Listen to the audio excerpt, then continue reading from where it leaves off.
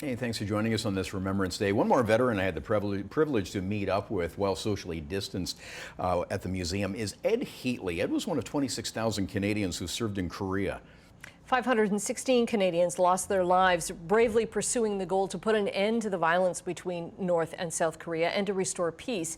Ed Heatley saw many of those deaths and his own close call while on dangerous patrols at night. Standing on guard was what bad, because you had to stay awake. You couldn't go to sleep. And there was 4 of us, and it just spread around on the hill. If you got some excitement, I call it excitement now because it's all over. But it was scary.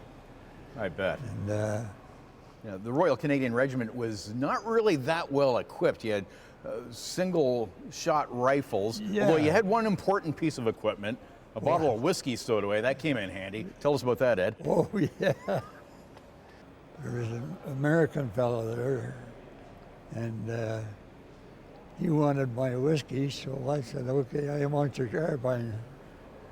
So I ended up with his carbine. And but one of the fellows going on patrol, he only had a rifle, a single-shot rifle. Yeah. And he come in and asked me if I could borrow my carbine, so I loaned it to him. And I told him, I said, bring it back to me now. So he said, okay, I'll bring it back. Well, he did bring it back, but he didn't last long enough to say thanks. Oh, gosh. Yeah, he was shot on the patrol,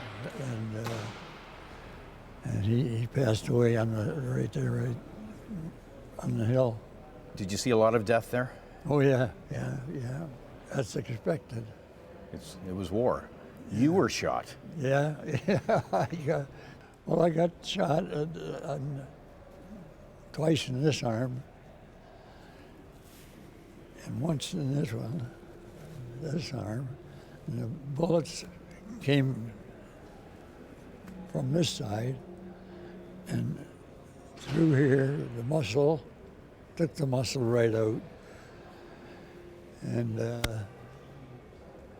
went across my chest, and they continued through, and one of the bullets got me here.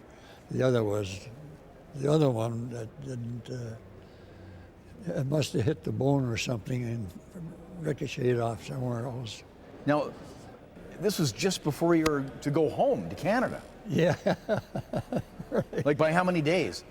I don't know, probably about a week, because once you get over there, they keep it going from camp to camp, and then they finally get there and you get your papers all done, and then they ship you out.